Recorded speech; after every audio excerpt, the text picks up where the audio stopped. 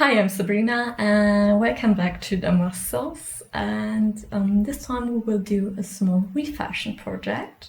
Precisely, we will sew a reticule. A reticule is a small bag from the 18th century, and I came up with a design in the last few days, and we will sew this petal formed little bag from an old pair of trousers. If you aren't subscribed to my channel yet, please do so, it helps me a lot, and don't forget to give this video a thumbs up if you like it. And now let's start.